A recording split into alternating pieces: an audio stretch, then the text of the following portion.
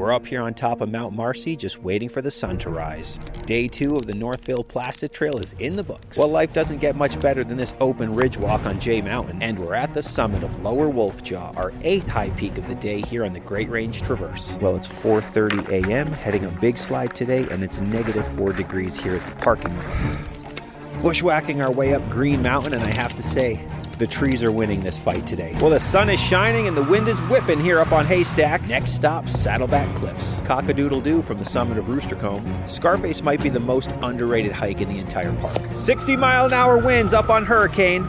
Very fitting, cruising up the Bald Rock slab here on Bald Mountain. Standing up here on the summit of Catamount Mountain, Iroquois, Mount Van Hovenberg, Skylight, Santanoni.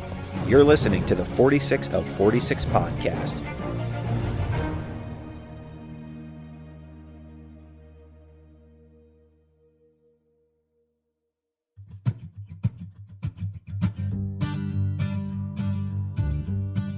Orson Schofield Phelps, guide and philosopher, belonged to Keene Valley and Charles Dudley Warner. He lived in the shade of the one and in the light of the other. He was not a great guide. In fact, many did not even consider him a good guide. He delighted in showing the way, but not in preparing the camp, if you catch my drift. His neighbors openly rated him as both lazy and shiftless, and of no genius could it more truly be said that he was not a hero to this valley. He went hunting or fishing as a housewife goes to the market. What he lacked in sporting zest, however, was offset by a love of nature and a poetic cast of thought that made him a favorite with some of the most intellectual men of his day. Orson Schofield Phelps was born in Wethersfield, Vermont on May 6, 1817. And about 1830, he came into the Scroon Lake country with his father, who was a surveyor. The elder Phelps had to trace out some old dot lines, and his boy came along to help him out. And their work gave them a glimpse of some of these higher mountains, and Orson conceived a youthful but abiding love for them. And he returned home with his father back to Vermont, but only to wait for an opportunity to come back to this rugged wilderness known as the Adirondacks. He made it a year or two later by finding employment at the Adirondack Iron Works. Then he turned from a commercial career to the more congenial freedom of an outdoors life. He wandered over to Keene Valley and he settled there permanently. He married a native, maiden by the name of Melinda Lamb, who developed oddities of temperament and tricks of speech that matched well with those of her more conspicuous spouse. She never fell under the charm of Mr. Warner's pen, however, and so remained in the penumbra of the literary limelight that was focused on her husband. After his marriage, Phelps built a little home for himself and his wife, a cozy nook near Prospect Hill, a little off the main road. Near the house is a bubbling stream and some pretty waterfalls to which Phelps' name was eventually attached to. And in this spot he both lived and died. His hobby, which developed into a specialty, was climbing mountains. And this exclusiveness led to his nickname, Old Mountain Phelps, a name in which he took both pride and pleasure. When asked to lead the way up some unfamiliar trail, he would often say, "So you want Old Mountain Phelps to show you the way, do ya? Well, I call her late, he can do it." His favorite mountain was none other than Mt Marcy, and he boasted of having climbed it over 100 times. In 1849, he blazed the first trail to its summit from the east, going in from Lower Ausable Lake and then passing Haystack and the head of Panther Gorge. Later on, he cut what was known as the Bartlett Mountain Trail, and in about 1850, he guided 2 ladies over it to the summit of Mt Marcy. They were the first women to make the complete ascent, and the feat of getting them safely to the top and back down gave Phelps his first local renown. Old Mountain Phelps, like Dr. Johnson, owes the lasting and intimate quality of his fame to a clever biographer. In the Atlantic, May 1878, Charles Dudley Warner published an essay entitled The Primitive Man, introducing a new discovery to the world, an unwashed Thoreau of Guidem. As a result, old Phelps awoke one morning to find himself somewhat famous. He inquired into the cause, read it, and even liked it. Thereafter, he devoted himself, almost too obviously at times, to living up to the literary halo in which he had been most unexpectedly lassoed into. And it was a big halo, and it got around his feet and it tripped him up every now and then. So that disappointed pilgrims returned from his shrine to accuse Warner of having raised exaggerated hopes. The deception, such as it was, however, was certainly not intentional. The writer says nothing that is not essentially true, but he says it with such grace and charm of phrase that we often forget that a squeaky voice, the reluctance to use soap, and allied oddities may be less alluring in actual contact with the person than just in the pages of a book. This, it seems to me, is the most serious charge that can be brought against Mr. Warner's description of this primitive man.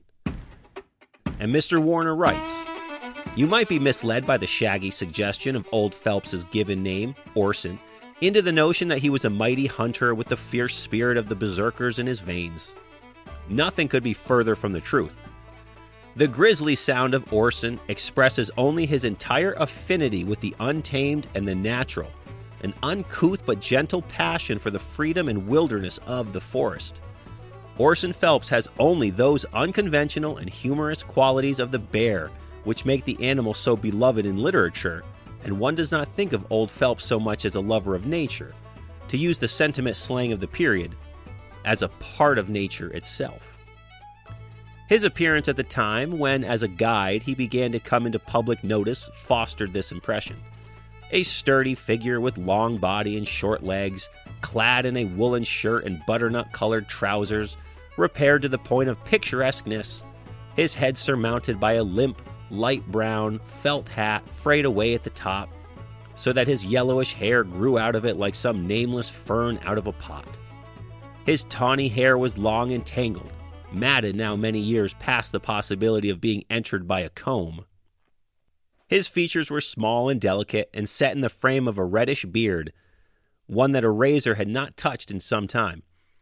Out of this hear-sight environment looked the small gray eyes, set near together, eyes keen to observe and quick to express change of thought, eyes that made you believe instinct can grow into philosophic judgment.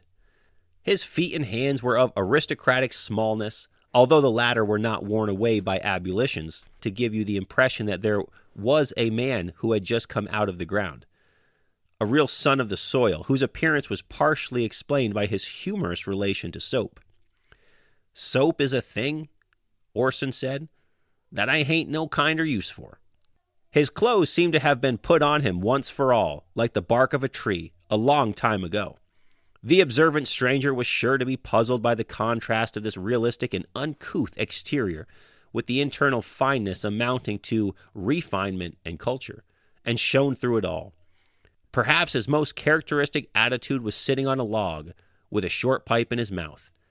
If ever man was formed to sit on a log, it was old Phelps. He was essentially a contemplative person, walking in a country road or anywhere in the open with irksome to him. He had a shambling, loose-jointed gait, not unlike that of the bear. His short legs bowed out as if they had been more in the habit of climbing trees than of walking. On land, if we may use that expression, he was something like a sailor, but once in the rugged trail or the unmarked route of his native forest, he was a different person, and few pedestrians could compete with him. The vulgar estimate of his contemporaries, that reckoned old Phelps lazy, was simply a failure to comprehend the condition of his being. It is the unjustness of civilization that sets it up for uniform and artificial standards for all persons. The primitive man suffers by them much as the contemplative philosopher does. If the appearance of old Phelps attracts attention to his voice when first heard, invariably startles the listener. A small, high-pitched, half-querulous voice. It easily rises into the shrillest falsetto, and it has a quality in it that makes it audible in all the tempests of the forest, or of the roar in the rapids like the piping of a boatswain's whistle at sea in a gale. He has a way of letting it rise as his sentence goes on, or when he is opposed in argument or wishing to mount above other voices in the conversation until it dominates everything. Heard in the depths of the woods, quavering aloft, it is felt to be as much a part of nature, an original force, as the northwest wind or the scream of the henhawk. When he is pottering about the campfire, trying to light his pipe with a twig held in the flame, he is apt to begin some philosophical observation in a small, slow, stumbling voice, which seems about to end in defeat. When he puts on some unsuspected force and the sentence ends in an insistent shriek, Horace Greeley had such a voice and could regulate it in the same manner, but Phelps's voice is not seldom plaintive, as if touched by the dreamy sadness of the woods themselves. When old Mountain Phelps was discovered, he was, as the reader has already guessed, not understood by his contemporaries. His neighbors, farmers in the secluded Keene Valley, had many of them grown thrifty and prosperous, cultivating the fertile meadows and vigorously attacking the timbered mountains, while Phelps, with not much more faculty of acquiring property than the roaming deer, had pursued the even tenor of life in the forest on which he set out. They would have been surprised to be told that old Phelps owned more of what makes the value of the Adirondacks than all of them put together. But it was true. This woodsman, this trapper, this hunter, this fisherman, this sitter on a log and philosopher was the real proprietor of the region, over which he was ready to guide the stranger. It is true that he had a monopoly of its geography, or its topography, if you will, though his knowledge was superior in these respects. There were other trappers and more deadly hunters, and as intrepid guides, but old Phelps was the discoverer of the beauties and the sublimities of the mountains. And when city strangers broke into the region, he monopolized the appreciation of these delights and wonders of nature. I suppose that in all that country he alone had noticed the sunsets, and observed the delightful processes of the seasons, taken pleasure in the woods for themselves, and climbed mountains solely for the sake of the prospect. He alone understood what was meant by scenery. In the eyes of his neighbors, who did not know that he was a poet and a philosopher, I dare say he appeared to be a slack provider, a rather shiftless trapper and fisherman, and his passionate love of the forest and the mountains, if it was even noticed, was accounted to him for idleness. Old Mountain Phelps was prone to nickname the natural wonders that he loved best. Mt Marcy he always called Mercy. He held it to be the stateliest peak, commanding the finest view in the world. People would sometimes speak of the Alps or the Himalayas as having mountainous merit, but such idle talk annoyed him, and he would squelch it with a sneer. "I call her late you ain't never been the top of Mercy," he would say, and turn away in disgust. His own joy in standing there he expressed as a feeling of, quote, heaven uphistedness. Loath as he was to hear his favorite Mount Marcy disparaged, he was also very careful about overpraising it, or any of his pet views. He seemed to sense the value of surprise in the revelation of natural beauties, and to have the instinct of the true artist for the avoidance of an anticlimax. He also brought a strange temperance to bear on his enjoyment of nature. He sipped his choicest vistas as a connoisseur sips his choicest wines. He once led Mr. Warner and some others to the upper Ausable Lake, near which rises the uniquely beautiful Gothics. The party wished to camp on the south side of the lake, which would give them a constant view of the mountains. But Phelps objected, much to their surprise, and urged the north shore, which did not command the desired view. The pros and cons were debated, and finally Phelps drawled out, "Wall now, them Gothics ain't the kinder scenery you're wont to hog down on." Outside of nature, however, there was another love and another influence that helped to mold this character. This was Horace Greeley's Weekly Tribune. The Tribune, as Phelps called it. It became his Bible. He not only read it, he soaked in it, and he wallowed in it. Then he oozed Greeleyisms to lard the lean understandings of his associates. His constant reference to the paper led many of his neighbors to dub him Old Greeley instead of Old Mountain Phelps. And as a matter of fact, he resembled the eccentric editor in both looks and voice. The Tribune at this time published much of Tennyson's poetry, and old Phelps became very fond of that poetry, largely, no doubt, as Mr. Warner suggests, because they were both lotus eaters. Despite a local aloofness engendered in this tribunal education and his own philosophical speculations, as he said, he was eager for contact with men of real intellect. Keene Valley was unusually full of these men, and several of these men honored Phelps with their serious friendship. How much he valued it, the following will illustrate. The talk turned one day to the making of money, and Mr. Warner asked him if he would plan his life differently if he had to live it over again. "Yes," he answered thoughtfully, "but not about money. To have had hours such as I have had in these mountains, and with men such as Dr. Bushnell, Dr. Shaw, and Mr. Twitchell, is worth all the money the world could ever give." He met these distinguished men on any footing of equality. He suffered from no abashed sense of their importance. Those whom he particularly liked, he called by their first names. He always addressed Dr. Twitchell as Joe. He often visited in Hartford, where he had a married daughter, besides several distinguished friends. One morning he walked into the Warner house and met Mrs. Warner coming downstairs. She had seen him but a couple of times, and was not aware that they were on the intimate footing. She was therefore a little taken aback to be greeted with, "Good morning, Susie. Charlie in?" He tested everyone by his own standards, and strangers stood or fell in his estimation by these alone. Nature was the test, and he used it much as a doctor would a toxin on a doubtful patient. After leading his subject to his laboratory, he would suddenly inject, through the eye, a dash of sunset or a dainty bit of landscape. Then he would withdraw to a log and watch for the reaction. Its degree of intensity decided the rating. Those who didn't react became outcasts to him, and no other merit could restore them to his favor.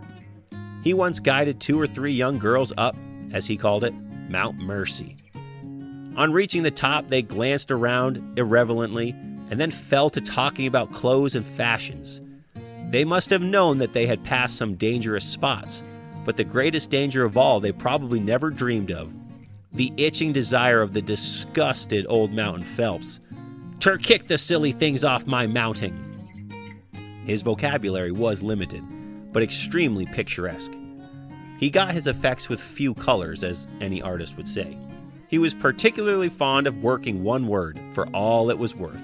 Like his favorite mountain, asked whither a tomorrow's tramp would lead, he produced this gem. "Wall, I collarlate. If they rig up the collarlation, they collarlate on. We'll go to the Boreas." He made a nice distinction between a, quote, "reg'lar walk" and a, quote, "random scoot." The former meant over a beaten track. The latter meant away from it. A tight place in the woods became a regular random scoot of a rigmarole. Assuring someone that no water had struck his back for 40 years, he concluded with, "Nah, I don't believe in this external soslin." As Dr. Twitchell once said of him, the dictionary in his mouth became as clay in the hands of the potter. The constant reading of the Tribune and the frequent contact with literary men led to an almost inevitable result. Old Mountain Phelps finally burst into print, and no less a paper than the Essex County Republican became the willing purveyor of his writings. They took the form of both verse and prose, and ranged it in subject from natural history to philosophy. His speculations, as he would say, in this line carried the hallmark of the highest excellence. They're utterly incomprehensible to the average reader. One of them bore the title, "Why Have Miracles Ceased?" His nature writings, on the other hand, revealed unusually keen observation and a gift of expression, truly remarkable for a backwoodsman whose primitive schooling had ceased when he was 15 years old. One of these articles, called "The Growth of a Tree," attracted sufficient attention to be reproduced in pamphlet form. A published author. The manager of the Beaufort Gardens in London sent for a copy and spoke of it with commendation. Professor Peck of the New York Museum of Natural History wrote a personal letter to Phelps after reading the pamphlet. He said, "I thank you for writing it and wish you were a botanist. You would do some good work with your natural attitude for close observation and your facilities for investigation." This and other of Phelps' writings were so good, comparatively, that many people were inclined to believe that what appeared over his name was largely the result of much blue penciling. I am assured, however, that such was not the case, and that his manuscripts underwent no radical changes in the editorial office. If this is so, the quality of Phelps' literary output is certainly surprising. Here's a sample of a few verses of one of the best of his longest poems, which is full of primitive poetic feeling and his genuine love for the Adirondack Mountains. Entitled Mountain Song. How dear to my heart are the glorious old mountains, when for 30 years past I recall scenes to view. Their wild mossy gorges, sweet crystal fountains, stand out now before me as vivid as new. Their avalanche-stripped faces that glitter in sunlight, with myriads of crystals that dazzle the eyes. Their rough, ragged rocks, horizontal and upright, proclaim their creator must have truly been wise. The old feldspar mountains with their sweet crystal fountains, the evergreen mountains we all love so well. The deep shady forests spread over these highlands, of the old sable spruce and lighter green fir tree, and the lovely green moss that covers the lowlands, combine in a picture we seldom can see.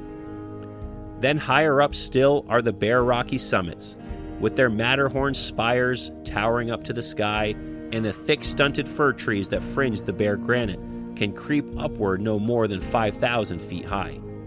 The broad rapid rivers that flow down from your valleys, and brooks without numbers coming down from your heights, and long dancing cascades that glitter like lilies, and waterfalls singing their sweet songs in the night.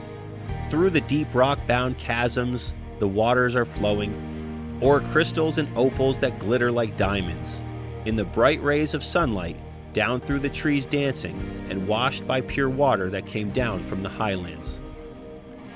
The clear little lakes are so peacefully sleeping at the feet of these giants so tall and so grand, that they look like the tears of many years weeping, that have flown down their cheeks and have mingled with sand.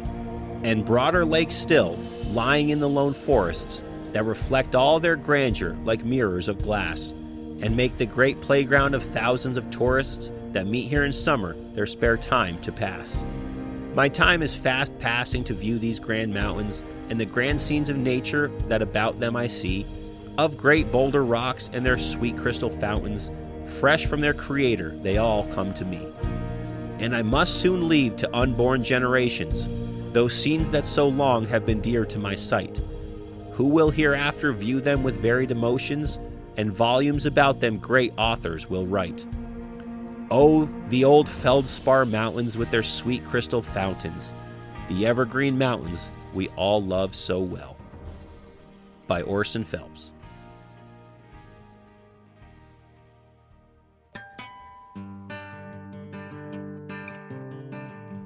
Phelps lived to be 88 years old, showing that longevity has little to do with soap and water.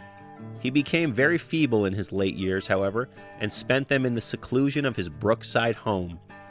He also became more truly picturesque than ever. His long matted hair and fan-like beard turned a most beautiful pure white, and sitting in a doorway, dreaming of mountainous nirvana. Behind him, through the open doorway, could be seen a kitchen, festooned with many strings of drying apples.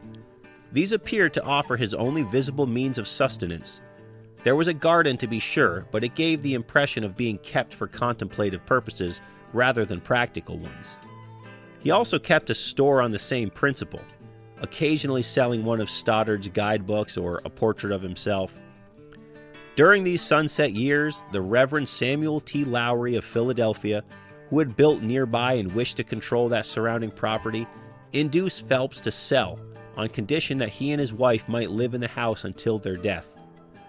Orson, Old Mountain Phelps, died there in Keene Valley on April 14, 1905.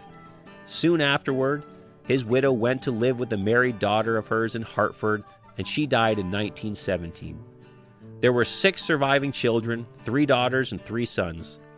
Only one of them still lives in Keene Valley, a son who is strangely reminiscent of his father in looks, in manner, and in deep-seated love of nature, but he has never been Warnerized.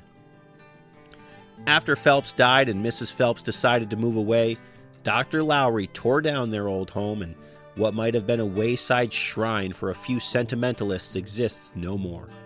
Nothing but Phelps Falls remains to perpetuate the memory of a unique figure among Adirondack guides. He was held by them in slight esteem and was considered a more fumbler at most of their arts, but he possessed one unknown to the best of their guild. He could halo a random scoot through the forests into something akin to questing for the Holy Grail.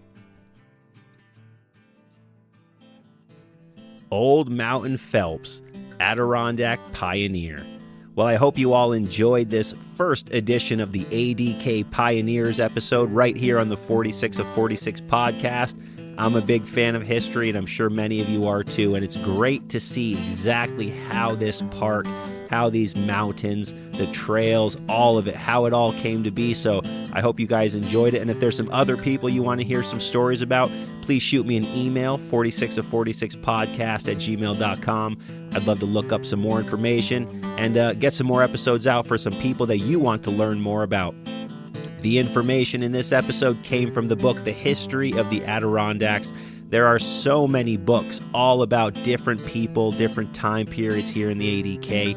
Fascinating stuff. I highly recommend you get a book and check it out. The history in this park is incredible.